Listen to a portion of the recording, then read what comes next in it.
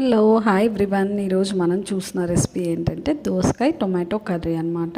దీనికి మనం ఫస్ట్ ఇట్లా ఉల్లిపాయలు, టొమాటో, పచ్చిమిరపకాయలు చిన్న చిన్న పీసెస్గా కట్ చేసుకొని పెట్టుకోవాలి. నెక్స్ట్ ఒక ప్యాన్ పెట్టుకొని అందులో కొంచెం ఆయిల్ యాడ్ చేసుకోవాలి. ఆయిల్ కొంచెం హీట్ అయిన తర్వాత మనం కట్ చేసుకున్న ఉల్లిపాయ, పచ్చిమిరపకాయ అలాగే టొమాటో యాడ్ చేసుకోవాలన్నమాట.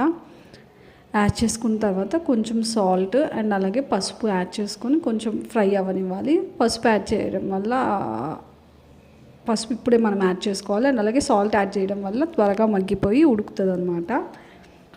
ఉల్లిపాయ అండ్ టమాటో త్వరగా ఉడుకుతుంది. ఒకసారి అట్లా మిక్స్ చేసుకొని లిడ్ పెట్టి క్లోజ్ చేసుకోవాలి. ఇవంతా బాగా మగ్గాలన్నమాట. చాలా ఈజీగా తయారు చేసుకోవచ్చు. మనం ఇంట్లో చేసుకునే ఏ రెసిపీస్ అయినా జస్ట్ కామన్ ప్రాసెస్. మనం వేసుకునే కూరగాయలు కొన్ని పద్ధతులు డిఫరెంట్ ఉంటాయి కానీ బట్ ఇంగ్రీడియంట్స్ అయితే అన్నిటికీ సేమ్. ఉప్పు, పసుపు, కారం ఇవంతా సేమ్. నెక్స్ట్ ఏం చేయాలంటే అవి అట్లా మగ్గుతూ ఉన్నప్పుడు మనం దోసకాయని ఇట్లా పీల్ చేసి కట్ చేసుకోవాలన్నమాట.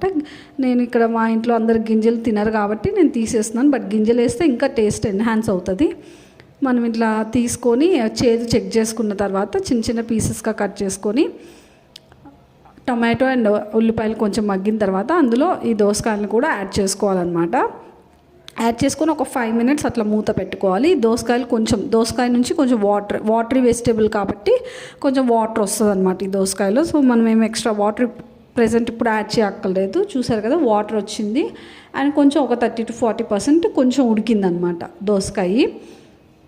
సో ఈ స్టేజ్లో మనం కారం యాడ్ చేసేసుకోవాలి. ఎందుకంటే కారం యాడ్ చేసుకున్న తర్వాత వాటర్ వేసుకుంటే అందులో బాగా ఉడుకుతుంది. ఇంకా మనం కారం యాడ్ చేసుకొని సాల్ట్ ఇందాక యాడ్ చేసుకున్నాం, దాన్ని బట్టి టేస్ట్కి తగ్గట్టు అడ్జస్ట్ చేసుకోవాలి. చేసుకున్న తర్వాత ఒకసారి బాగా మిక్స్ చేసుకోవాలి. మిక్స్ చేసుకున్న తర్వాత సరిపడా వాటర్ యాడ్ చేసుకోవాలి. మన గ్రేవీ కన్సిస్టెన్సీని బట్టి ఈ దోసకాయలంతా బాగా మునిగేంత వరకు వాటర్ యాడ్ చేసుకొని బాగా బాయిల్ అవ్వనివ్వాలన్నమాట. బాయిల్ అయ్యి దగ్గరకు వచ్చేయాలి. అంతే మనకి దోసకాయ టమాటో కూర రెడీ అయిపోతుంది. ఇది రైస్లోకి బాగుంటుంది, చపాతీలోకి బాగుంటుంది. తప్పకుండా మీరు అందరూ ట్రై చేయండి. Very easy and quick recipe అనమాట. చూసారు కదా బాయిల్ అవుతూ ఉంది.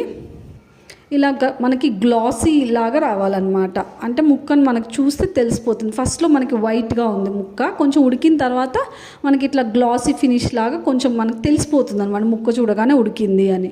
సో మనకి ఇట్లా దోసకాయ ఉడికిపోయిన తర్వాత మనకి నీరంతా ఇంకిపోయేంతవరకు ఉంచుకొని కొంచెం ఆయిల్ పైకి తేలేంతవరకు ఉంచుకొని లాస్ట్లో కొత్తిమీరతో గార్నిష్ చేసుకుంటే దోసకాయ టొమాటో కర్రీ రెడీ అయిపోయింది. Please subscribe to Alekhya's kitchen Indian cooking recipes for more cooking videos అనమాట. ఇందులో మనకి home style, traditional, simple, easy and quick recipes, tasty recipes అంతా ఉంటాయి. తప్పకుండా ట్రై చేయండి. చూసారు కదా రెడీ అయిపోయింది. Thank you so much for watching. Bye bye.